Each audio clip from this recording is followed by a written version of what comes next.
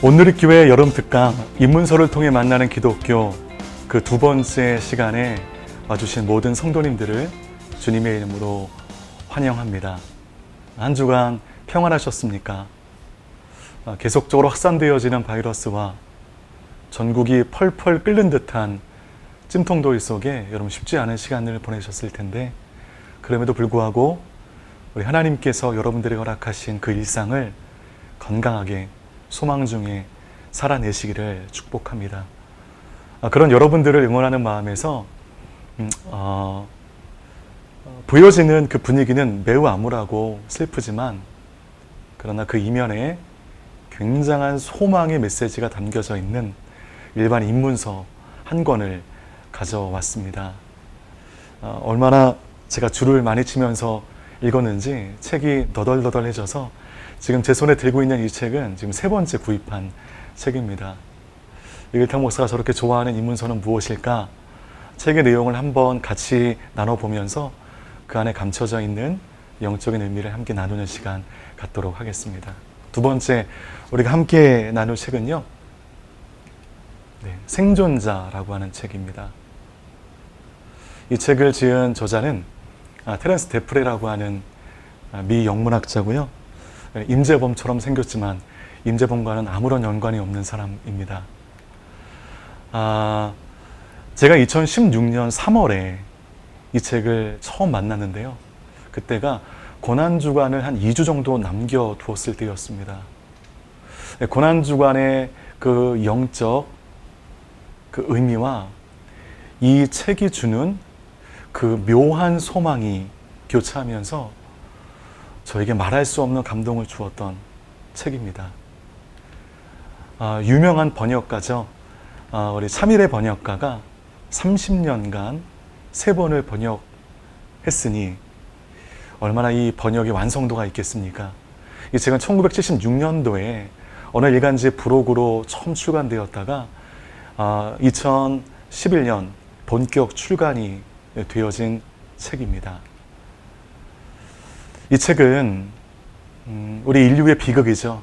홀로코스트에서 생존한 사람들의 이야기를 담고 있는데요. 단지 어떻게 이 사람들이 생존했는가라고 하는 저마다의 생존의 방식에 집중한 것이 아니라 생존자 한 사람 한 사람들을 인터뷰하며 그들의 삶을 향한 열정, 살고자 하는 그 의지, 그 모든 것을 철학적으로 정리한 명저입니다.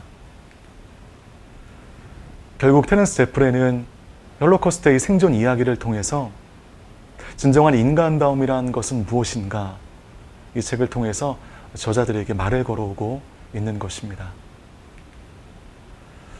여러분, 이 책에 함정이 있는데요. 이 책이 1장에서 7장으로 되어 있는데 가장 읽기 힘든 장이 1장입니다. 그래서 1장이 너무 힘들고 재미없다 보니까 1장에서 포기하는 예가 많이 있는데, 그럴 바에야 과감하게 1장을 건너뛰고 2장부터 봐도 이 책이 주는 감동을 고스란히 우리가 느낄 수 있다고 저는 생각합니다. 그런데 여러분, 이 책을 읽으면서 여러분 이런 질문을 하실 거예요. 왜 굳이 우리나라 일도 아니고 이제는 100년에 가까운 남의 나라의 그 비극적 역사를 왜 이 모든 만물들이 찬란한 이 여름에 봐야 되는 것인가? 왜 굳이 그 암울한 역사를 복기해야 하는 것인가?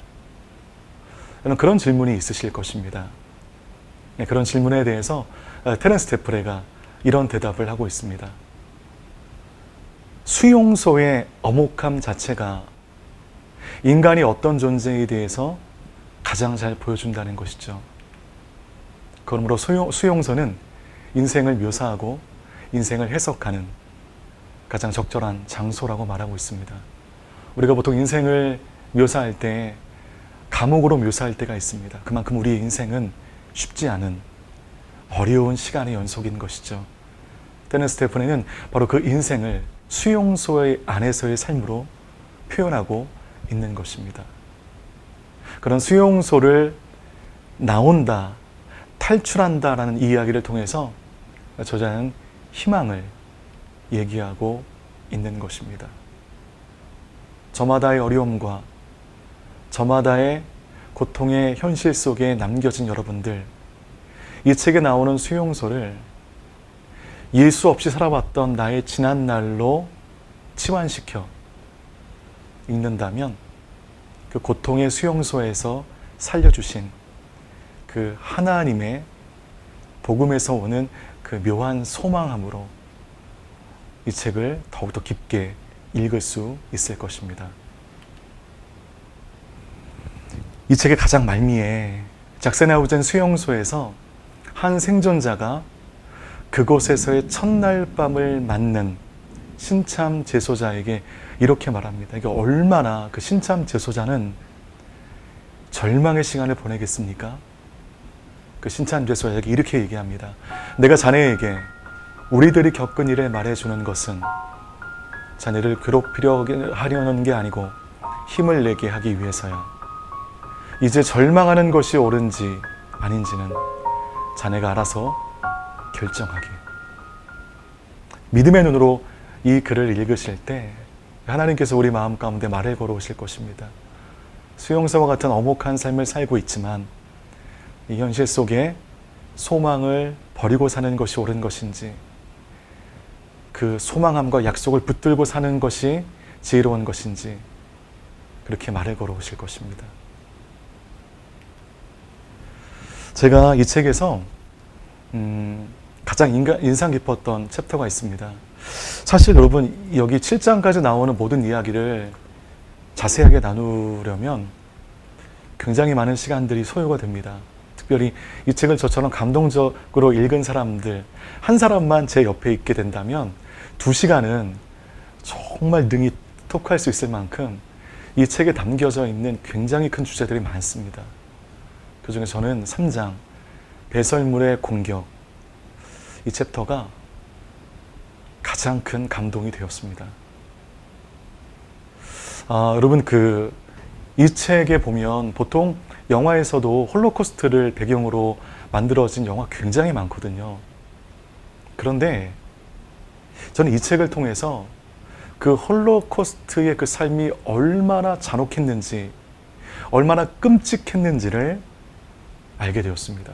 영화에서는 홀로코스트의 그 지난했던 모든 삶을 100% 묘사할 수가 없었던 것임을 이 책을 통해서 저는 알게 되었습니다.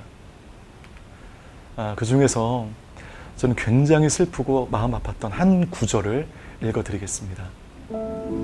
화물차는 창문도 없이 밀폐되어 있어서 사람들의 체온이 빠져나갈 틈이 없었기 때문에 점점 열기가 더해갔다.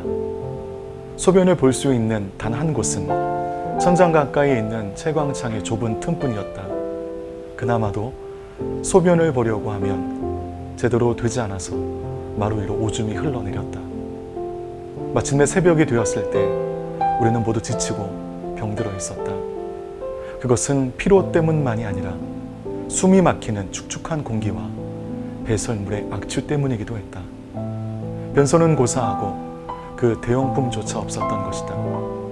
더욱이 무엇보다도 참을 수 없었던 것은 많은 사람들이 질식 상태에서 마룻바닥에 토해놓은 것들이었다.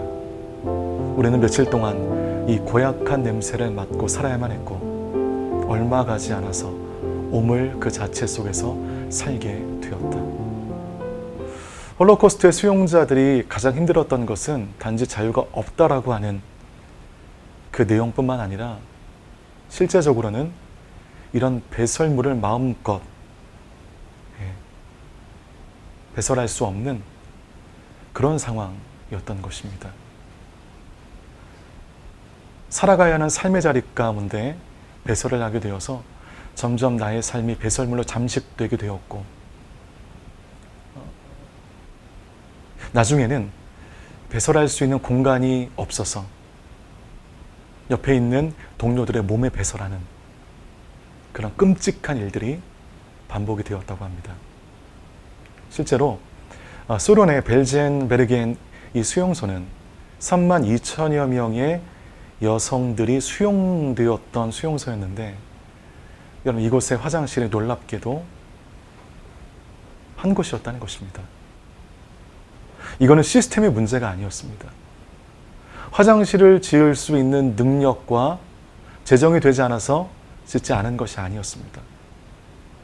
그들이 화장실을 짓지 않은 이유에는 매우 고도의 심리적인 이유가 있었던 것입니다. 이 벨젠베르겐 이 수용소에서 수용되었던 한 포로의 이야기입니다. 약 3만 2천여 명의 여자들에게 변소라고는 단 하나밖에 없었다. 게다가 정해진 시간에만 변소에 갈 수 있었다. 우리들은 무릎까지 쌓인 오물 속으로 걸어 들어가 용물을 보고자 줄을 서서 기다리곤 하였다. 모두들 이질에 걸려 고생하고 있었기에 자기 순서가 될 때까지 참기가 힘이 들었다. 비록 누더기일지라도 수용소에 온 이래 계속 입고 있었던 옷을 더럽히지 않을 수 없었고, 이것은 그 숨막힐 것 같은 구린내를 맡는 것 못지않게 고통스러운 일이었다. 너무나 끔찍한 상황이 아닐 수 없었습니다. 그래서 구스타프 헬링이라고 하는 사람은 이렇게 회한하였습니다. 그는 오래전에 씻기를 그만뒀다. 지금은 그의 인간으로서 존엄성의 마지막 찌꺼기들마저 자신의 내부에서 타버렸다. 여러분, 이렇게 배설하기 어려우니 사람들은 이내 인간다움을 벗어버리고 씻기를 그만뒀으며 아무데다가 배설하며 용변의 고통을 해결해 보고자 하였습니다. 그들은 점점 인간이 아닌 짐승이 되어가고 있었습니다. 바이스라고 하는 사람은 또한 이런 글을 남겼습니다. 오줌과 똥이 죄수들의 다리 위로 쏟아져 내렸다. 그리고 밤이 될 무렵이면 팔다리에 얼어붙었던 이것들이 녹으면서 악취를 풍기기 시작했다. 우리는 이미 통상적인 의미의 인간이 아니었다. 짐승보다 못한 두 다리로 움직이는 썩어가는 시체들이었다. 당시 수용소에서의 상황이 얼마나 엄혹했는지, 얼마나 끔찍했는지를 보여주는 여러 많은 생존자들의 증언이 아닐 수 없습니다. 그러면 왜 나치는 이렇게 변소를 짓지 않아서 그들을 고통 가운데, 그들 비위생적인 상황 가운데 몰아넣은 것일까요? 매우 고도의 심적인 의미가 있다고 말씀드렸습니다. 여러분, 독일 병사들, 나치 병사들은 상부의 명령에 따라 죄 없는 유대인을, 죄 없는 사람들을 죽이는 일에 앞장서게 되었습니다. 그럴 때 이 나치들이 예상하지 못했던 여러 가지 일들이 발생이 되었습니다. 그 중에 하나는 무고한 생명을 죽여야 하는 독일 병사들의 양심의 문제였던 것이죠. 극악무도한 병사들도 있었지만 지금의 우리들처럼 사람의 생명을 존중할 줄 아는 좋은 사람들도 군인들로 있었던 것이죠. 그런데 그런 사람들이 무고한 사람들을 죽이는 그 현장 속에 점점 양심의 가책을 받게 된 것입니다. 여러 많은 병사들이 상부의 명령을 따르지 않고 유대인과 여러 많은 포로들을 죽이는 일에 반대하기 시작했습니다. 바로 이 즈음에 나치는 모든 수용소에 변소를 만들지 않거나 턱없는 수의 변소를 만들어 그들이 오물에 뒤덮인 삶을 살도록 하였습니다. 그 이유에 대해서 유대인 출신의 정치 철학자 한나 아렌트는 다음과 같이 말했습니다. 사람을 죽이는 것보다 개를 죽이기가 쉽고, 개보다는 쥐나 개구리를 죽이는 것이 쉬우며, 벌레 같은 것을 죽이는 것은 아무것도 아니다. 즉 문제는 시선, 눈동자이다. 여러분, 우리가 외계인들이 침공하는 SF 영화를 보면 보기에도 끔찍한 외계인들을 레이저건으로 쏴서 죽이는 일에는 양심의 가책을 받지 않습니다. 그런데 우리 인간과 비슷하게 생긴 외계인들과 싸워 그들을 물리칠 때 죽이는 자의 입장에서 굉장한 양심의 가책을 받을 수 있다는 것이죠. 바로 이로 인해서 나치는 자기들이 죽여야 하는 사람들을 인간의 수준이 아닌 짐승의 수준으로 격화시켜야만 했습니다. 그래야 그들을 죽이는 병사들의 양심의 문제를 해결할 수 있었기 때문입니다. 그래서 나치는 변소를 만들지 않았고, 포로들은 그 오물에 뒤집혀진 채 인간다움을 포기한 삶을 살게 되었고, 짐승과도 같이 전락해버린 그 포로들을 죽이는 일은 그다지 어렵지 않았다는 것이죠. 그래서 이 수용소에서 살고자 하는 사람들, 그 사람들이 지켜야 하는 두 가지 중요한 원칙이 있었습니다. 첫 번째는 빵의 원칙이었습니다. 어쨌든지 잘 먹어서 에너지를 보존해야만 했습니다. 두 번째, 세수의 원칙이었습니다. 세수를 해야만 했습니다. 오물로 인해 더럽혀진 나의 몸을 씻는 것, 이것이 살고자 하는 사람들이 수용소 안에서 지켜야 할 매우 중요한 생존의 원칙이었던 것입니다. 이 책 121페이지를 보면 몸을 씻지 않는 사람부터 죽었다라고 하는 증언이 소개되고 있습니다. 4시 30분이면 커피, 아무 영양가도 없이 고약한 냄새만 나는 10개 우려낸 향료가 배급되었다. 우리는 흔히 두어 모금만 마시고 나머지로 세수를 하곤 하는데, 우리들 중에 어떤 사람들은 이 보잘것없는 커피조차 안 마실 수가 없었기 때문에 씻기를 그만두는 것이었다. 이것은 무덤을 향한 첫 걸음이었다. 하루도 빠짐없이 씻는 데 실패한 사람은 곧 죽는다. 이것은 철칙이었다. 그것이 내부적 쇠약에 의한 결과인지는 잘 모르겠다. 그러나 결코 빗나가는 법이 없는, 틀림없는 전조였다. 생존자 도나트는 이렇게 증언하였습니다.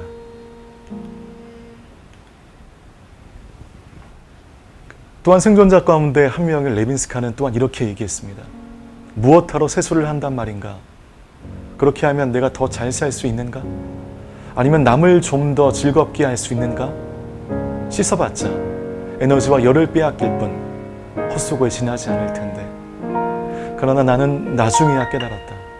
저 오물투성이의 더러운 대야 속, 저 탁한 물에 남아 세수를 하는 것, 남아있는 생명력의 징조이며 도덕적 생존의 한 수단이라는 것을. 4시 반이면 배달되어지는 한 컵 분량의 커피 앞에 두고 사람들은 고민했습니다. 이것을 마셔 빵의 원칙을 우선시할 것인가? 이것을 반만 마시고 반은 세수를 할 것인가? 사람들은 대개 이 얼마 안 되는 커피라도 마셔서 열량을 채워야 한다는 그 미명 아래 그들은 씻기를 거부하고 한 컵의 커피를 다 마셨습니다. 그런 사람들마다 곧 시체가 되어 나갔다는 것입니다. 살기 위해서는 반 컵만 마시고 반 컵의 물로 얼굴과 몸을 씻어야만 했습니다.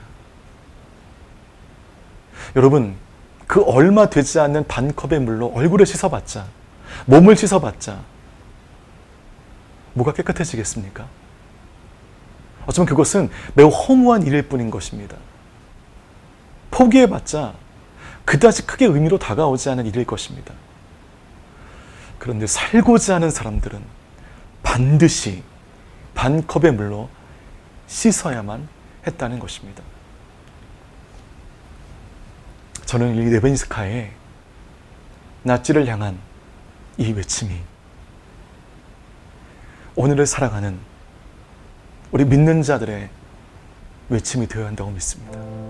설사 내가 만일 아우슈비츠에서 죽는다 해도 나는 인간으로서 죽을 것이며 끝까지 스스로의 존엄성을 지킬 것이다. 나는 결코 놈들이 원하는 대로 비천하고 더러운 짐승으로 변하지는 않을 것이다.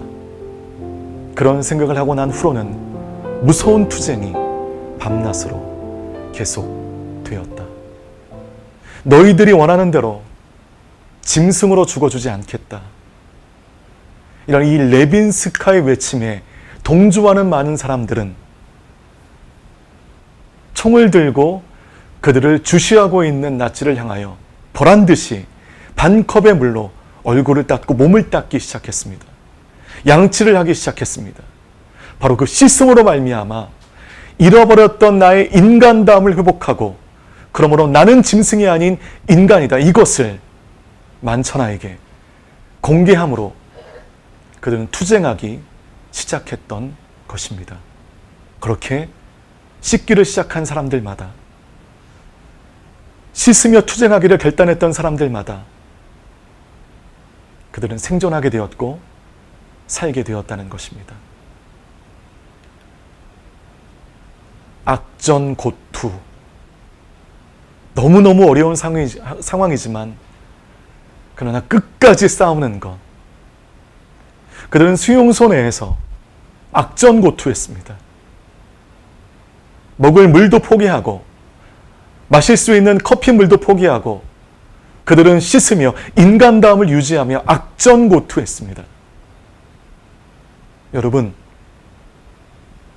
우리를 사망으로 인도하는 너무나 많은 죄와 너무나 많은 영적 공격이 가득한 세상 속에 오늘 레빈스카가 수용소에서 고백했던 너희들의 의도대로 짐승이 되어 죽어주지 않겠다라고 하는 이 외침이 우리의 영적 악전고투 앞에 서 있는 우리의 결단이 되어야 합니다. 이 책은 단지 수용소에서 살아남은 자들의 기록으로만 끝나지 않습니다. 이 이야기를 넘어 온갖 죄악으로 점철되어져 버린 이 현실 속에 나도 모르게 죄의 관성으로 말미암아 나가고 있는 우리들이 사탄과 마귀의 의도대로 죽어주지 않겠다는 그 영적 고백 속에 다시 한번 우리의 옷깃을 여며야 하는 그 결단으로 이 책을 마주해야 한다는 것입니다. 레빈스카와 그 수용소의 많은 수용자들은 그 한 잔의 물컵으로, 그 반컵의 물로 몸을 씻기 시작했습니다.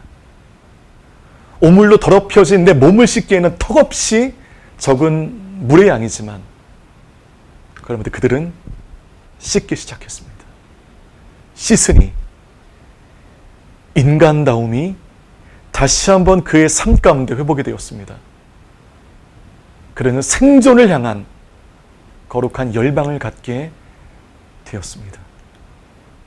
예수 그리스도의 그 고귀한 십자가로 말미암아 더럽혀진 우리의 영혼과 망해져 버린 우리의 인생과 방향을 알지 못하고 방황하던 우리의 삶에 그 모든 더러움이 씻겨지게 되었습니다.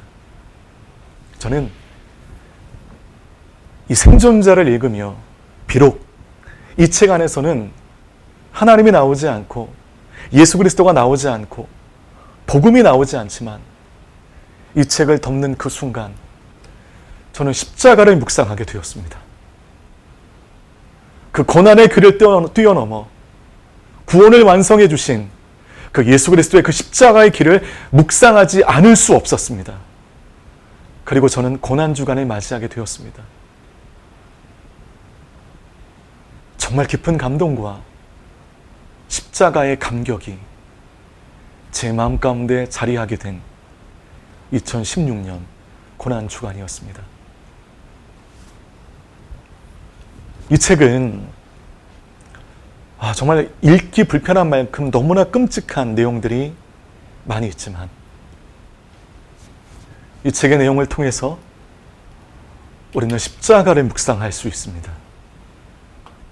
죽을 수밖에 없었던 우리의 삶 가운데 선물처럼 다가오시사 수용소처럼 엄혹한 우리의 삶에 생존의 길을 열어주신 그 예수 그리스도의 그 십자가의 길을 묵상하게 되었습니다. 그리고 하나님께 감사하게 되었습니다. 여러분, 이 생존자의 책을 여러분께 추천드립니다. 더욱이 내년 고난주간 즈음하여 이 책을 마음으로 읽게 된다면 이 책 이면에 담겨져 있는 십자가의 은혜, 그 복음의 은혜로 말미암아 우리는 연약하지만, 우리는 너무나 한계가 뚜렷한 인생이지만 이 한계를 뚫고 우리의 삶 가운데 다가오신 그 하나님의 은혜를 묵상할 수 있을 것입니다. 7장의 내용 가운데 가장 인상 깊었던 한 장의 내용만 서머리하여 여러분께 말씀드렸습니다. 이 책을 만나보시죠. 그리고 복음의 시각으로 이 책을 읽어보신다면 이 책이 주는 소망이 만만치 않음을 여러분들은 발견하실 수 있을 것입니다. 이렇게 복음의 은혜, 복음의 감격으로 이 어려운 시기를 잘 살아낼 수 있는 여러분 모두가 되시기를 주님의 이름으로 축복합니다. 저는 다음 주에 또 다른 책으로 여러분께 인사드리겠습니다. 한 주간 늘 건강하시고 복음의 은혜 가운데 늘 평안하시기를 바라겠습니다. 감사합니다.